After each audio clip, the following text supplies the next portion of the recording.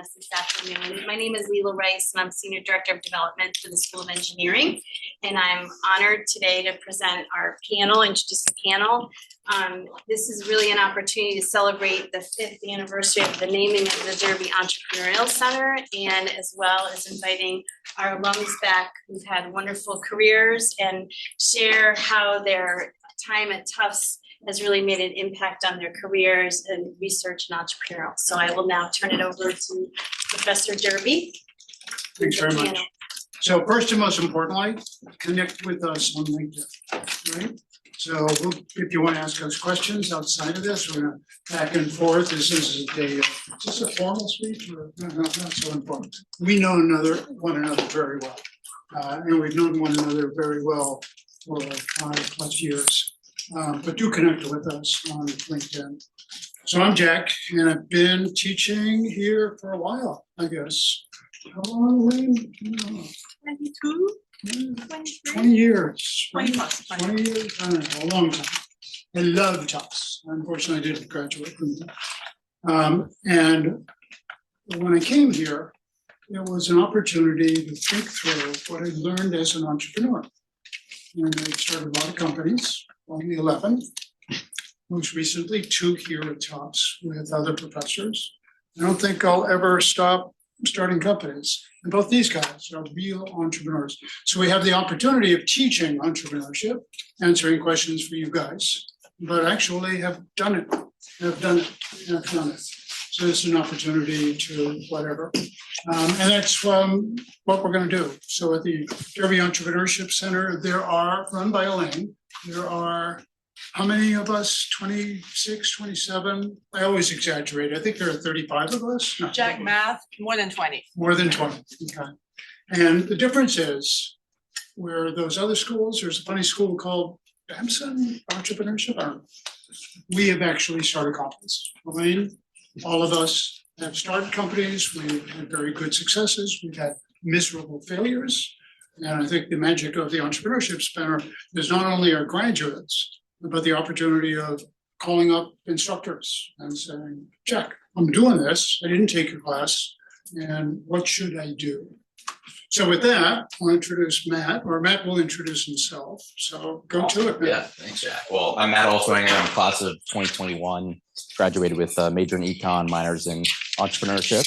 And so we're here today, and finance. During my time here at Tufts, I also ran the Entrepreneurship Club for several years and had a handful of startups, one of which was a shipping and storage company for Tufts students, one of which was an odd jobs company back in my home state of Connecticut, a handful of others, which we can get into.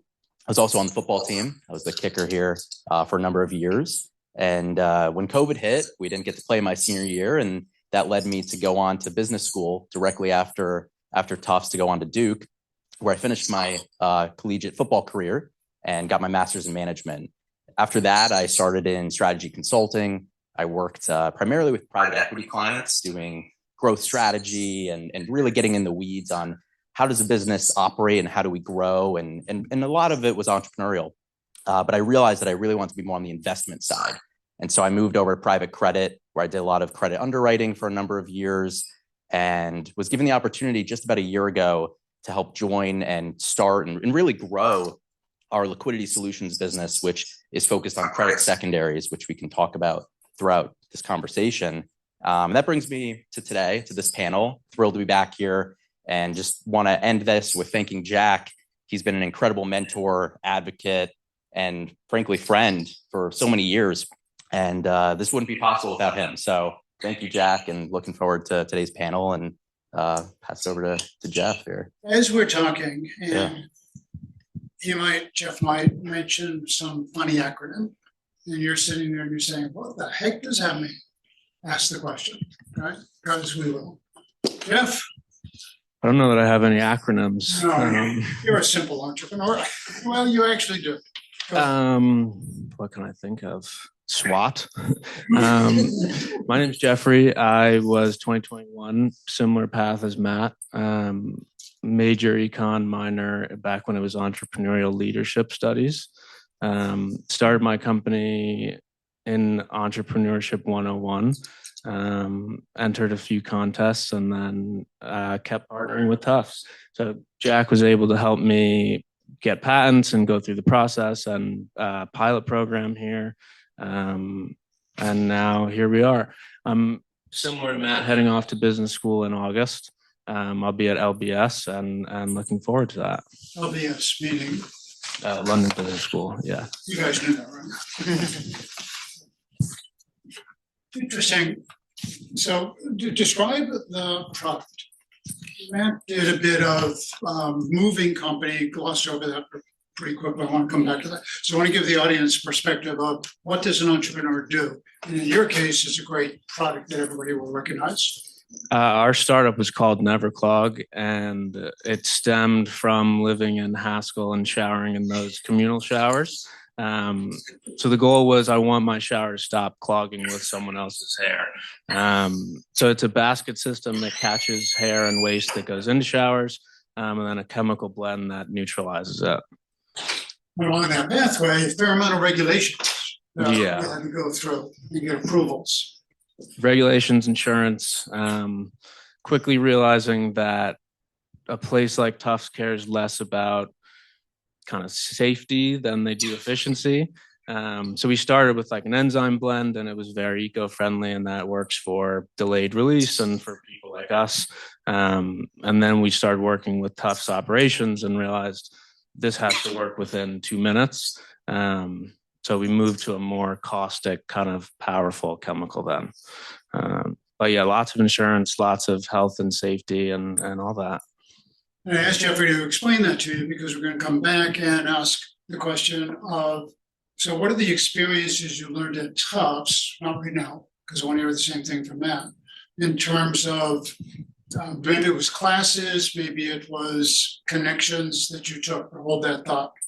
And then Matt left out a little bit. He just said he was a football player. Did you say that? I did, yeah. Probably because Matt is shy. Didn't mention nationally ranked kicker, right? So Long time ago. long time ago for a guy who's what? How old?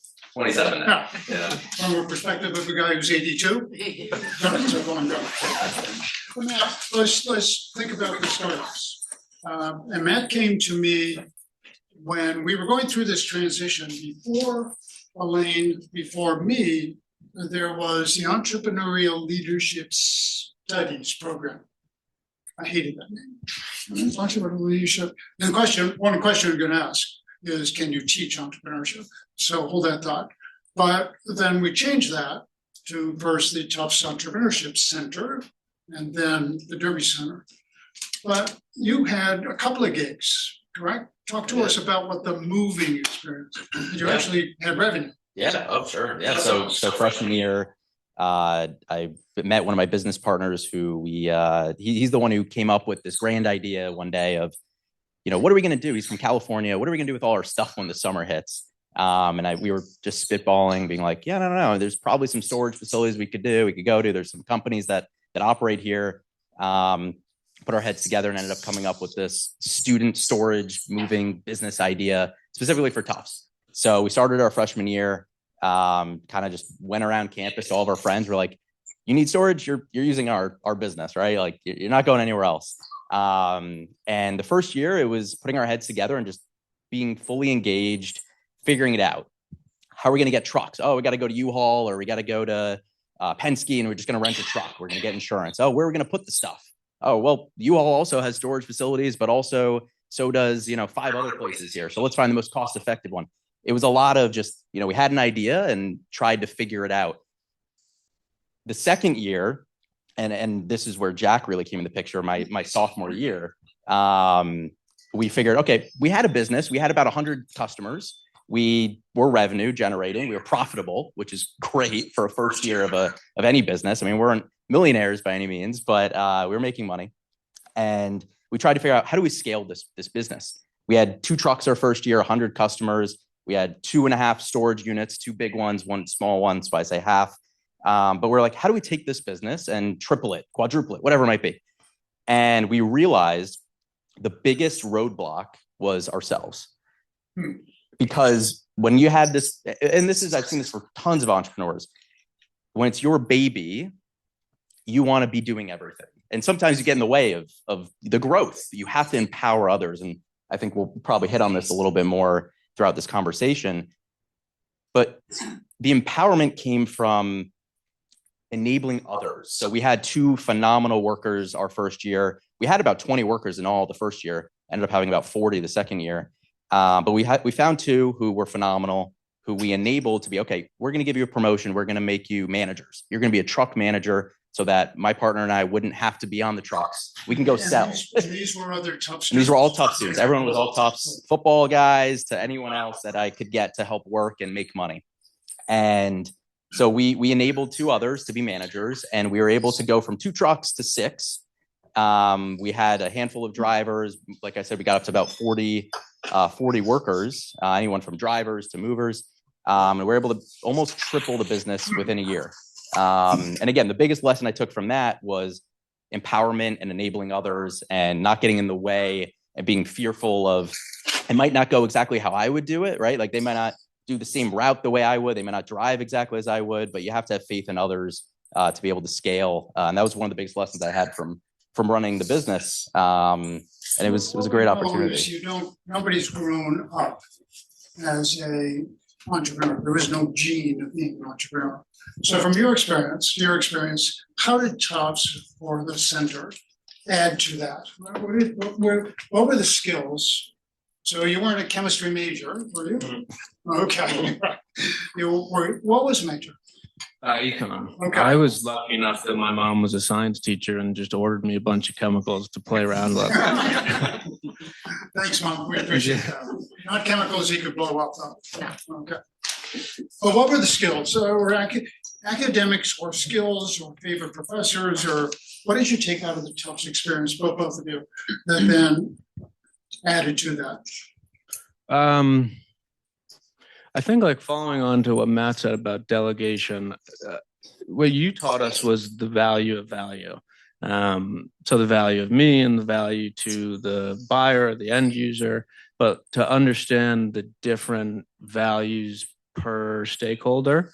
So one of the hardest things and one of the things that we had to learn was, like, is the value to the end user the same as the value to the purchaser? And is that the same as the value to me? But I think Tufts made it really easy to like do the next step and solve the next problem and use the resources that we had. I got to work with interns. I got to use the 3D printers. Like everything there was at our disposal. And every class, I came up with my idea in class for a class project. And then Professor Mixter was like, you should enter the 100K.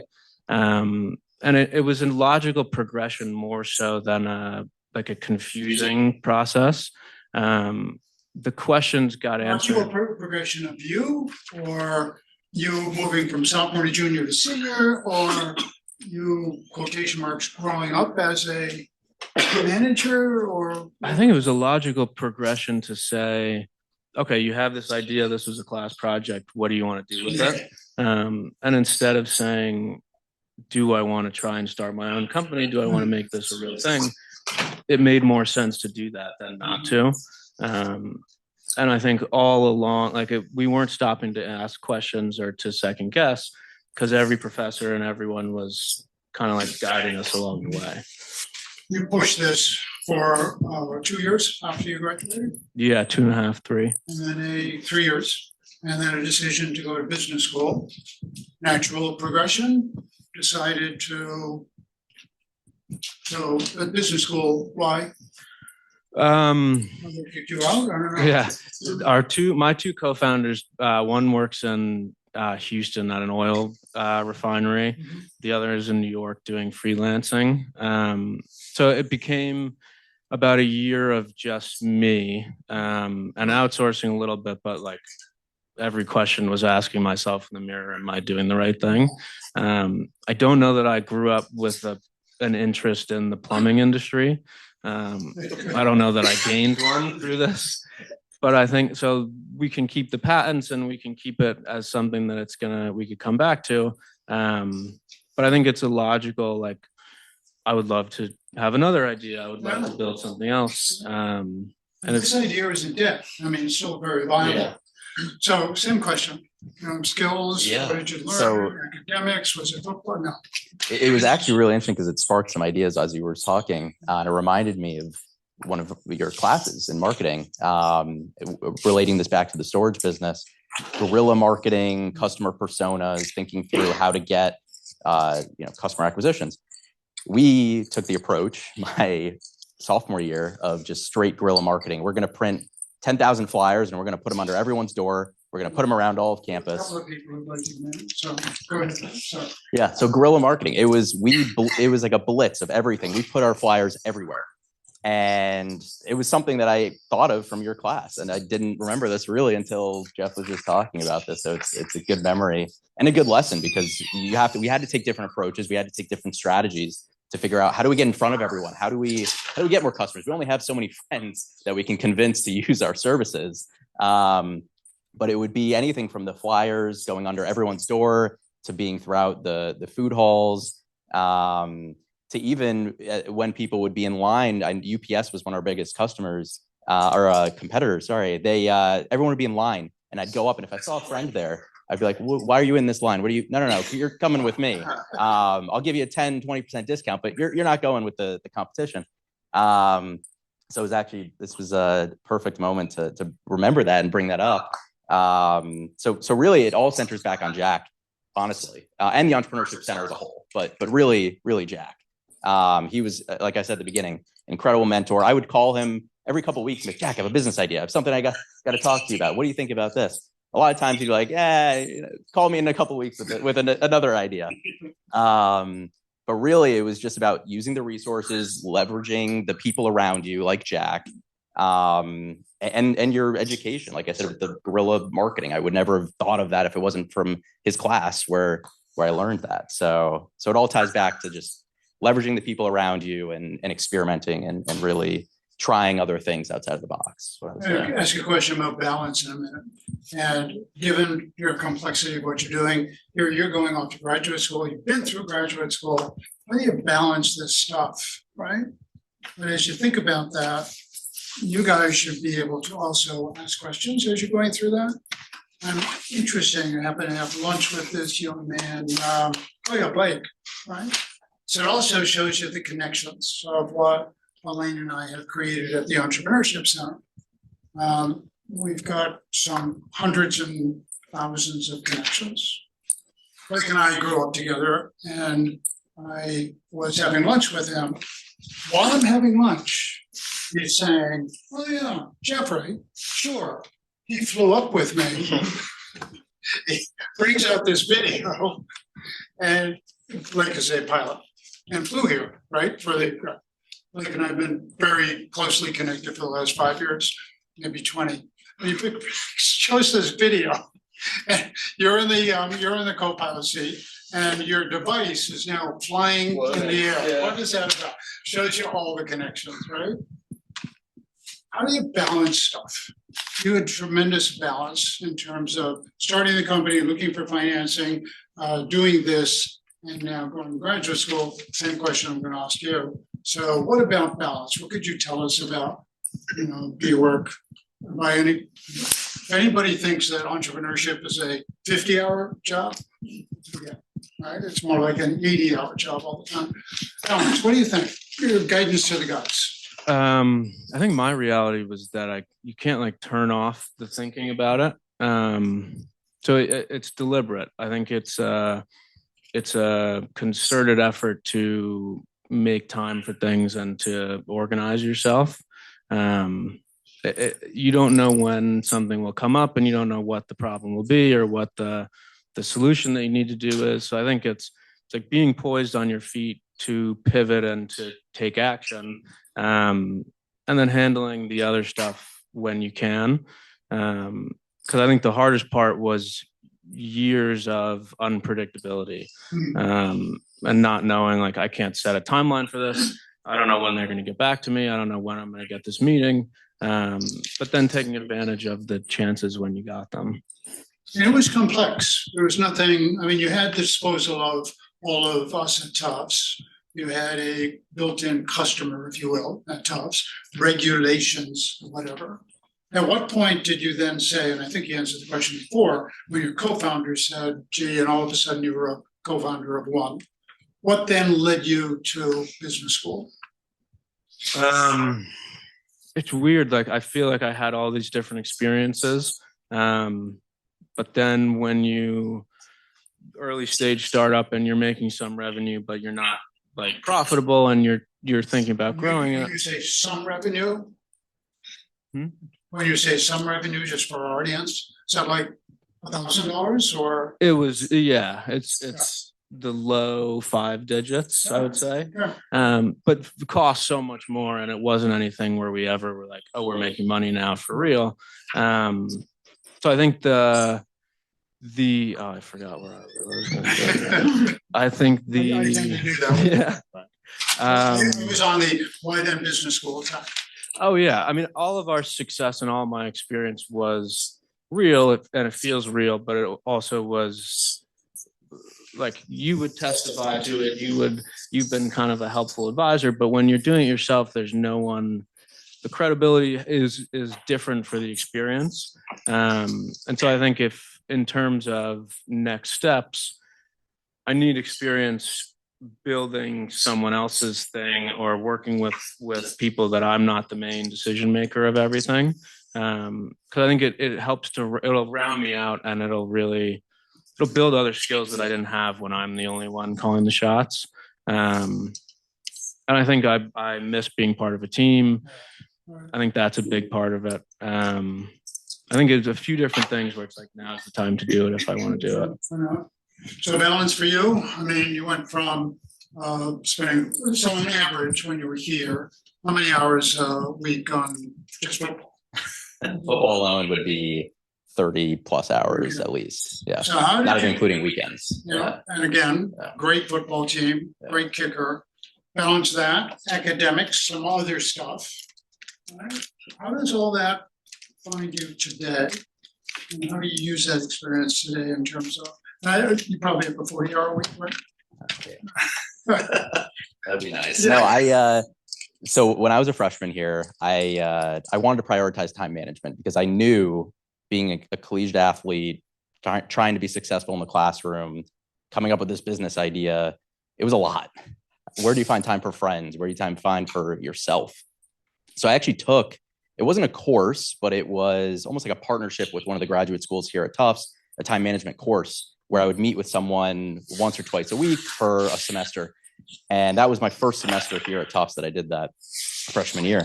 And that was a phenomenal experience. I learned how to time block. I learned how to think about my day in terms of, there's only so much time in a day and there's so many things you want to accomplish. How do you think backwards and how do you fit everything into your schedule that you want to accomplish? It's easier said than done. A lot of it for me even today is looking at my calendar and literally blocking out when I can do things and what I can fit in today versus what do I have to do tomorrow versus what am I not even going to be able to do this week. And so being a college, athlete and also having classes and having this business, the busiest times of year for moving and storage were preseason football when we first started coming back to campus, and then finals. Two of the most stressful times of year for a lot of people.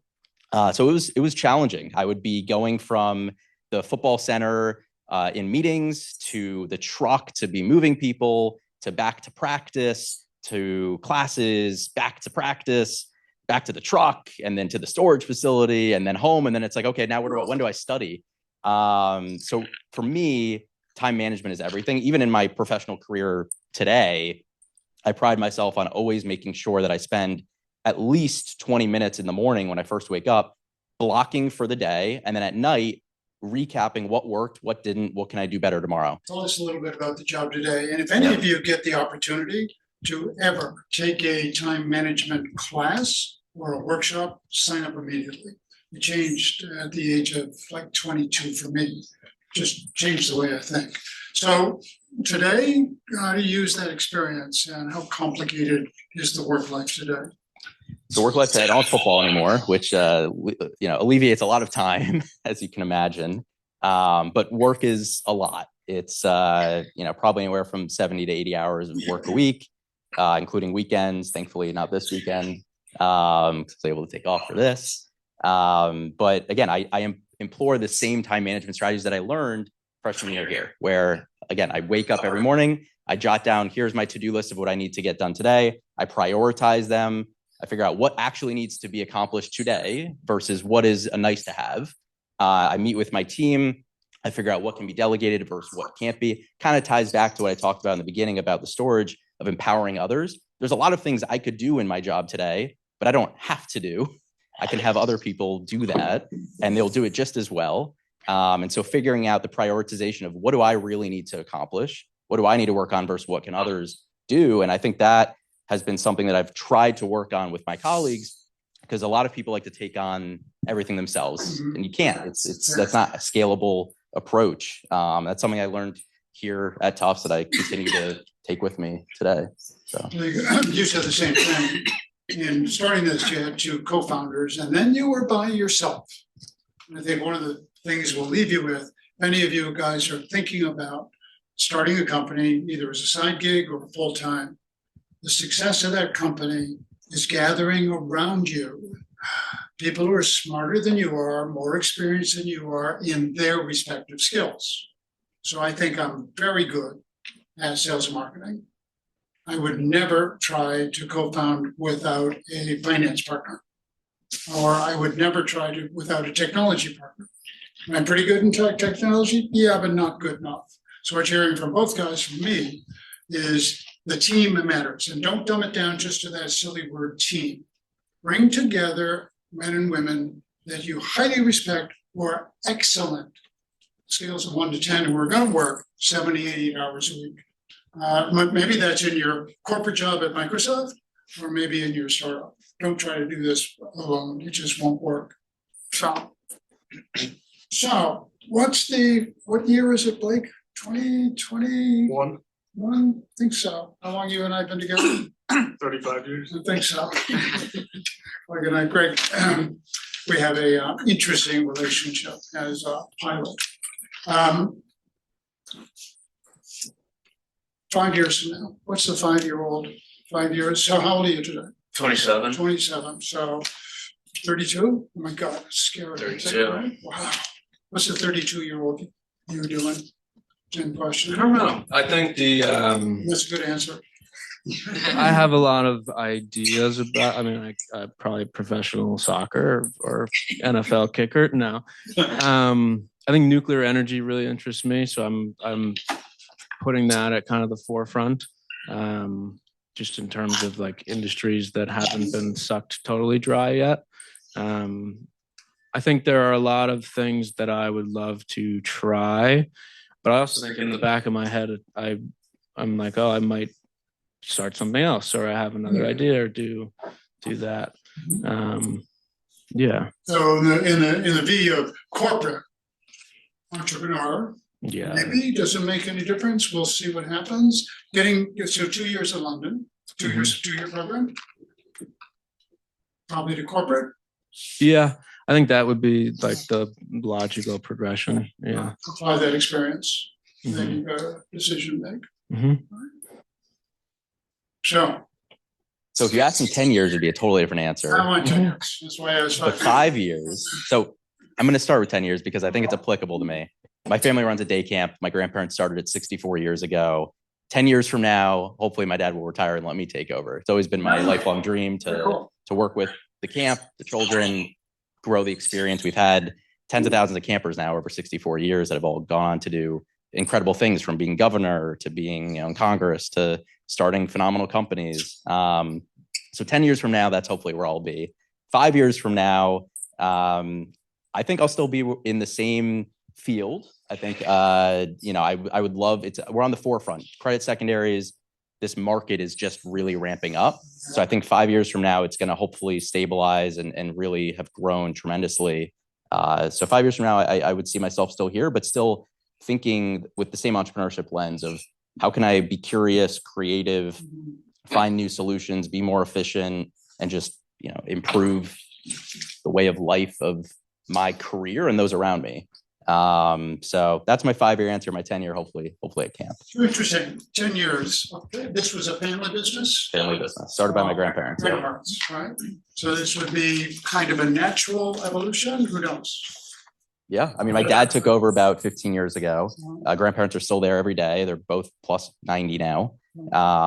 And so I'd love to, keep it in the family and keep it going, the legacy. So. And along the 5 years as we talked, by that time, the girlfriend would be out of medical school. Yes. And other decisions. Exactly. Very, very cool.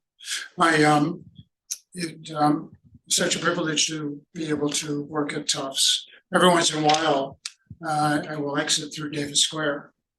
And Davis Square was where my grandfather and then my father and my entire family ran a jewelry store. And so for 6 days a week, my dad, mother, brothers would work in the jewelry store. And then on the 7th day, Dad would load us all into the car and we'd drive down to the jewelry store and we'd clean it. So entrepreneurship at its best, right? It taught me something about the balance of life and what you have to put into an entrepreneurial company. But you do well, I guess. So in the camp, kind of entrepreneurial. I was going to ask you a question: would you do another entrepreneurial gig? And yes, you would, because that would be it. Certainly. Yeah. And you certainly would, right? And I certainly would. So I've done, let's say, co-founded 7. One of those was a huge success. 2 of those were miserable failures. I'm doing two at Tufts today with Tufts professors. And, it's a fair amount of work. And every once in a while, I have to balance my teaching job. And then what really pays the bills is our consulting company. And there are times when I'm doing the startups, and one, we're doing a $20 million raise, and the other a $2 million raise. 20 million is going okay. 2 million, not so much. But then 2 weeks ago, we got a huge endorsement from one of the biggest bottlers in the country to say, sure, we'll invest, and you can use our name. And the fact that Polar Beverages is investing, everybody who turned us down before is saying, oh, well, sure, I didn't really mean no. I mean, sure, we talked to invest. What's my point in all of this? Wrapping, that is a company that we started here, a professor and her friends and me at Tufts, honestly, about 3 years ago. And product is developed, it's a consumer product. There are times when it just doesn't seem it's going to be successful. Even the Polar Beverage CEO who invested in us said, Jack, this is a tough business. Why did you start this? And we have that passion of why this is a different product. So those of you who are thinking about doing entrepreneurship, even as a side gig, you just got to push it through. There's nothing simple about doing this. So, comments, questions? You guys have been way too quiet. Like, you must have a question. Yes, ma'am. Your name, please. Yes, I'm Haruka, class of 21. Thanks so much for doing this. And I'm a journalist. I have a million questions always. But my first question for you is, I think, Matthew, right? You mentioned you were talking about promoting people and kind of promoting 2 out of 16 or something like that, I think it was. For both of you, I'm curious, how do you maintain rapport when you sort of choose a couple of people amongst peers and promote them? And how do you kind of maintain the group dynamic and also ensure that those people get the right amount of sort of leadership to make decisions? Yeah. You'll hear that. And the next question, we're going to have a microphone for you. But did you guys hear that? Yeah. So I think the gist is, how do you keep everyone engaged and empowered when you're focusing on promoting only a handful of people? It's a great question. I think team rapport goes a long way. I mean, I even see that in the corporate world today we just went through a promotion cycle a few months ago. Some friends got promoted, some didn't. How do you keep the culture? And that's really what comes down to, is culture, right? How do you instill and I learned this from football, really, culture, right? It's how do you bring everyone together and find your purpose, your why, right? And this kind of ties into some things that we were just hearing of how do you persist through challenging times, a struggling fundraise. Obviously, it's not struggling anymore, thankfully. But when things get hard, you have to find your purpose, your why. And for every team, no matter whether it's the storage business, my corporate world today, the biggest thing that I strive for, and my bosses do a great job as well, is connecting everyone together to a single purpose. Without purpose, it's like, what are you really doing? To me, being able to bring everyone together and have that common theme is what it's all about. So with the storage example, where we promoted 2 to be the truck managers and we had about 18 other guys that weren't promoted, it was all about how do we keep everyone, elevate everyone together for the common goal of we're going to grow this business together. We're all going to bear in the fruit of the labor. So just because the 2 were promoted doesn't mean everyone else didn't get extra money that next year, because there's this KKR, if you're all familiar, does this equity ownership works. I don't know if anyone's familiar with that. It's empowering your employees to have equity in the business. And while we didn't necessarily give equity to everyone, we did take a slice of the profits, and we made sure that every year, no matter what level you were, you got a slice of how we performed. And to me, and what I saw with my friends and my coworkers, was that went a long way. No matter what, if we promoted them or didn't, they worked harder because they knew the harder they worked, the more people we got, the lower the costs, the more money they would get. And so it's just really about bringing the culture together and finding your purpose and your why. I'll let Jeff answer as well. Yeah, I think a lot of that I'll echo. I would add like clear and honest communication. If there's a reason for promoting, demoting, like clear and honest and don't sugarcoat it. Because Matt's right. Like if everyone's bought in, everyone has the same goal. If someone has more time or they have better skills to get something done, I think that you can say that clearly and honestly and be respected for it, instead of kind of like fluffing it up and sugarcoating, and then people get disappointed instead of just being like, yeah, that's the reality of our situation. Other questions? Hello, everyone. Microphone. So microphone, and then this young man for the next. And then I'll hand it off. Okay. Hello, everyone. My name is Shanique Street, class of 2006. Thank you all for speaking more about your journey, your entrepreneurial journey. So there have been so many discussions about AI everywhere we go. So I'd love to know, what is the nature of the conversation that you all are having at the center? So that question's for Jack. And then from Matt and Jeff, how are you all incorporating AI or thinking about it in your journey in the work that you do? So I'll answer the question both from the center, but as importantly from the Derby management customers, and there are about 40 of those at any given time. It's life. It is lifeblood. There is nothing else. So this isn't a point in time. It is just how you run your business. So I'm a specialist in building sales and marketing things, and it just in 2 years totally changed the way we think.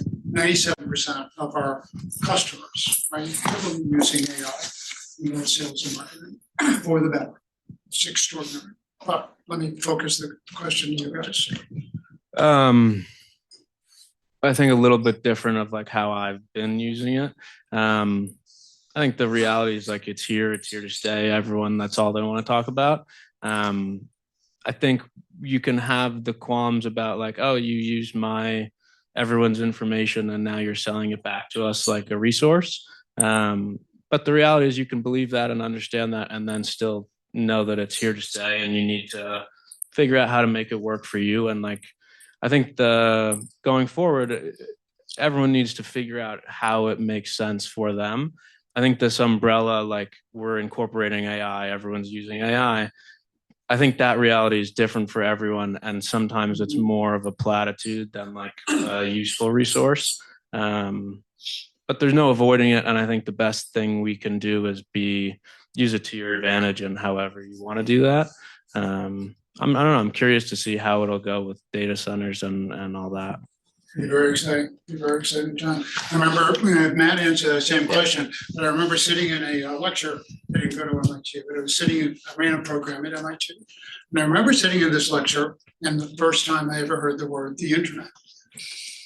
And right on that same time was the word disintermediation. That down because I thought that was a pretty interesting word. So if you think about, for an old guy, how that changed the world, and it took 10 years. This is happening at light speed within a year. And disintermediation, yep, absolutely. I am very positive. That doesn't mean you all have to be, or we at the center really don't have a position, but it changes the world. Matthew, and in your business especially, Yeah. right? Talk to us about So that. AI is everything. I'll talk about it both my personal life and then professional career as well. I'll start with the personal life. I use AI every day. I actually just bought the Claude Code subscription about 2 months ago. Highly recommend everyone get it. I've been vibe coding many different apps that you can build on and host on your computer. It's phenomenal. It's not perfect, but it's pretty cool. Doing a lot of things to make myself more efficient in my personal life, for my family, for the camp. So I think it's phenomenal. I would recommend that you try all different types of models and businesses out there, whether it's ChatGPT or Claude. They're all good for different things. Personally, Anthropic is really good at building and coding. And if you're doing like Excel formulas or macros, stuff like that, that's where kind of Claude lives. ChatGPT is really good at research. The GPT models are phenomenal. I use that in my professional career all the time when we're diligencing businesses, when we're trying to think about macro themes. So focusing now on the professional side, there's a few ways we use AI. One is, as I just described, with research. The other is I'm in the process of spearheading a build out for a centralized database where it has AI capabilities thrown all over it with a million different ways. The centralized database is easier said than done. It, as many companies will find, if you guys have any experience with this, we have data sources, about 3,000 plus data sources across our systems that do not currently speak to each other. But putting that all together is enabling our LLMs to be able to have the context and be able to understand this business we've seen before, or this industry we've seen before because it lived in this data set, but by connecting it all together, you're able to extract higher level insights. And so what I'm spearheading is connecting all of our data sources at our business. And then we're working with an external party, a development firm, to layer on top of that what's called the graph database. And there's some vector database. I don't know if anyone's familiar with that, but it's essentially the ability to map themes and decisions between contexts. So when you take the data and you actually parse it apart, and it is extraordinary. And so AI is not going anywhere. I highly recommend that everyone, go on LinkedIn Learning, listen to some classes, talk to Jack. I'm sure he has a lot of AI experience. But it's Claude, incredible. In the middle of last night, you're going to have this question. In the middle of it, I felt this little buzzing around me. So I asked Claude, because he set up so he recognized my voice, could you tell me how to get rid of the gnats? Question, yes. Thank you. Question for Jack, but also for the panelists. Jack, you mentioned you've got, Serge Agenson, class of 2011. Remember you well, sir. Hopefully that's a good thing. You've gone on to have a great career. Well, on the shoulders of giants, Jack, on the shoulders of giants. Just a little kid trying to do better. I'm curious about portfolio strategy, right? Particularly if you're going to spend your time on more than one entrepreneurial venture. How do you balance diversification and pursuing lots of interesting things, but also not spreading yourself too thin and picking the right stuff? How do you think about that? Same question for the panelists, since it sounds like both of you might also have a few different balls in the air. So I have 3 different lots. I run Derby Management with 6 other people, and we're in the consulting business for science, sales, whatever. Tufts, and we're a venture firm. So from being a partner in 4 different firms, making 54 investments, you got to be a specialist. You cannot be. So at our venture firm, we are deep dive AI people, have been for 7 or 8 years. And you really don't have the luxury then of going off and doing environmental science. You've got to be an expert. So here at Converge, we might look at 1,000 business plans a year, easily, and we'll invest in 6. So deep expertise, and then around you, I'm doing a startup with a professor here at Tufts, and around us, all of that expertise and the venture firm we're working with, deep dive experts. So I couldn't be a person who was doing sales and marketing in environmental sciences and then sales and marketing over here just in software. It wouldn't make any sense. I tried to do that in other firms. I ran a large accelerator for a long time. And after 15 years, we closed it because we were way too much a generalist. That helped. That's helpful. The other thing that happens, Serge, is that you gather around you other experts who may not be in the firm themselves. And then you reach out to Serge and you say, so what do you think? And that's what we're doing right now, one of my professors and myself, and reaching out to a lot of people in Tufts as to what do you think? Guys, comments, questions? Or was that more of a venture question? Or No, it was if you're going to be pursuing multiple entrepreneurial opportunities at once, Good. Okay. how do you think about allocating your time and resources across them? So any comments there? I don't know that I'm interested like, also why you said nuclear. yeah. Yeah. Does that fold into Serge's question at all? No. No, I mean, I think nuclear, I think there's a ton of value everywhere because everyone needs energy and it's in a lot of ways more efficient, more effective if we're going to power all the data centers. And nuclear is coming back. Yeah, as it should. Tiny nuclear. But I think I don't know, compartmentalization, I don't know that I've had experience or the opportunity to really balance big things like that yet. Yeah, but keeping all the balls in the air and then being able to like really hone in on focus wherever you put it, and then shift it. Comments, questions? Do we have another question after Serge, by the way? Okay, and microphone. So, perfect. So it's all about prioritization to me. What matters most to you? And I guess the best example, most recent example I have is with Claude Code. I'm building all these different applications. You have usage limits. What's most important for me to build and why now? In terms of entrepreneurial engagements, I don't know if this is businesses you're trying to run, if it's businesses you're trying to invest in. I think those are pretty different. In terms of if it's you trying to start a company, you can't do everything at once. You can't have a successful business if your time is split between 5 different companies that you're just getting off the ground. If they're already later stage, maybe. But I would focus on your why for each of those businesses and figure out which one is most important to you and to the impact you're trying to have, and then focus on that business first. Because you'll find more passion, you'll find more enjoyment out of that, and then you can move on to the next one. That's at least my. I'm gonna pick up on this word passion. You gotta love what that is, right? You just can't, oh, it's kind of interesting. I grew up in medical electronics, and for a long time, I loved that until I didn't. And now I'm a big investor in a very interesting company. We've struggled, but now we're hitting all of the vibes in a methane detection company and landfills of all things. I love the impact that we can have on the environment, and I love where we are. We really, really struggled in knitting together all of the pieces, from regulations to whatever. Everybody in that company, from the directors to my students who are working there, not coincidentally, we are passionate about what we do. We just love what we do. Question. So what happened with the crutches? What happened? Yes, I have a very nicely sprained ankle. Very proud to be hobbling around, but getting better every day. Amy Willett, class of 2011. Last night at the Great American Beer Hall, where a lot of people here, I see some familiar faces. I was talking to alums about my journey of being in corporate for 10 years. Went to get my MBA, came back. It was one chapter of my career, and now I'm starting to talk to CEOs with startups, like early venture backed, 6 months into a year in.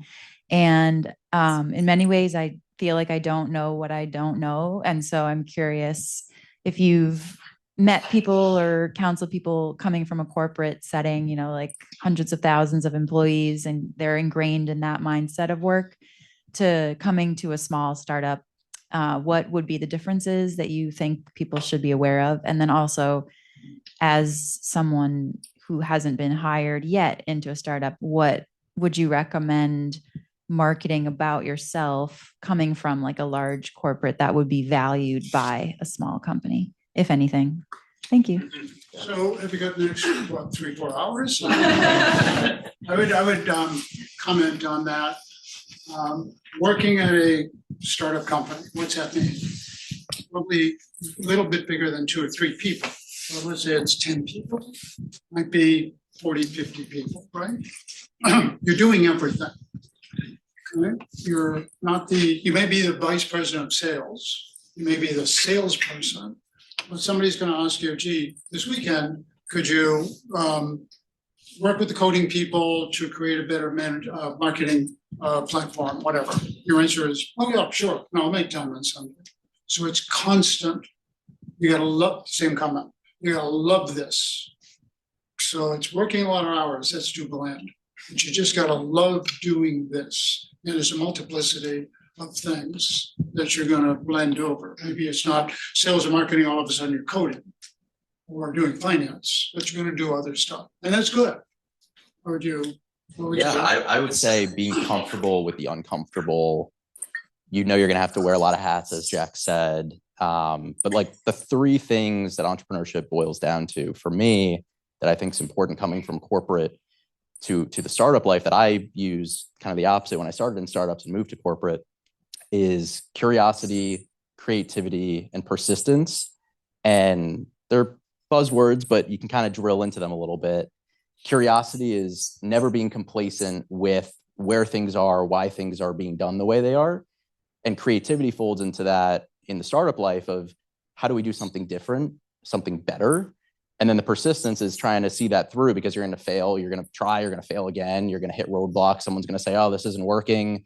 Let's just move on. But you have to find a way to persist through that. And that might come through change and going back to the cycle. It's pretty circular of if this isn't working, I have to be curious as to why and creative as to how to fix it. And I'm going to fail and I need to persist again. And it's pretty circular. But that's what I do every day in my corporate life. That is something I learned from my startup life. So that would be my advice to you is to be curious, to challenge, to think critically, to be creative, to come up with new solutions, and then to persist through all of that and kind of tie all that together. And that's when we hear this funny word pivot, which we use all the time. But when you pivot, and then you're going to go not to a totally different direction, but you've got a machine. So I go back to our methane measurement company, $154 cost of goods, and we had some software. Today we have no equipment, and we have totally a functionary, and we're 20 times. But that pivot took a long period of time. When we were thinking about that, we were thinking about selling landfill to landfill to landfill, and then we said, what about this carbon credits thing? What if we could create credits? What's a credit? And everybody, small company, everybody said, sure, we could do that. And it happened. So bringing this funny word pivot and bringing it down to the reality. What would you say, Jeffrey? We have another question, by the way. I like a lot of what Matt said. The only thing I would add is it's the kind of the difference between I don't know how to do this, I'm going to figure it out, and I don't know how to do this, I can't do it, or let me find someone who can. And then, like Matt said, just making mistakes over and over and over again, and then using those as kind of like feedback loops instead of obstacles. And there will be a point, if you're thinking about in a small company, when things aren't looking good, and then you as the leader have got to have the chutzpah, the characteristics, the ability to say, boys, I don't really care. We're going to do this. We're going to think this way. I don't have the answer. Because there will be that point. I've not done any startup where that didn't happen. Did you guys hire like corporate people? Like you didn't talk so much about the corporate. Yeah. So I'm going through this right now. For a leader of the head of sales and marketing, for example, never. I want that person they've come up corporate, but for any of the companies that I'm going to run or invest in, they must have had a successful startup before. For the CMO, the CFO, the CEO, the founder, that's a different conversation. We just can't take the risk of that wonderful person coming as to CMO from Honest Tea, and then thinking that in our startup, that person's going to just you don't. And I stepped into those positions out of Becton Dickinson. It was like a different world. I don't want anybody to go through. I can't take the risk. Question, sir. So this is Ash from class 24. Entrepreneurship is something which I'm, currently actively interested in. So this discussion could not have happened at a better time. That being said, I did have a question. So, briefly in the discussion, you had mentioned about the co-founders side of things, and I just wanted more information on that side, right? Like, so obviously, What did you say? co-founder. Oh, okay, Co-founder, yes. Okay. So obviously the idea is when you have a co-founder or co-founders, they are pretty much filling in the gap in what what you're working towards, right? So you might be an expert in sales, but you might need someone on the finance side, like you mentioned, right? So so the question is obviously if you're looking at co-founders, the idea is you want them for the long run, right? Maybe. And really what I wanted to understand a little bit more is how do you kind of decide like who's going to be the co-founder, like, and plus how do you go about searching for that co-founder, if and what are some cases where you might just decide to be solo? You co-founders, anyone? Yeah, I mean, it was natural for me. I think it was multiple of us created the idea. I think if you like, those decisions probably get made after the fact too, and then maybe you add a co-founder, quote unquote, like retroactively. But to me, it's like if you help start the company, you would be a co-founder, and if not, you're a part of the team that's came after it started. Not necessarily that your co-founders are going to continue to be in the company. Think about this, and then we'll let you guys go because we're going to wrap this up. When you are starting these companies and you are truly co-founding, you're getting married. You're making all the decisions that you would in dating, in relationships, and you're getting married. Because there will be those times where you'll have arguments. There will be those times when wonderful successes and you hire more, and just the opposite. So don't walk into that relationship. Guys, want to thank you for being here. Thanks very much for the advancement, people. Very, very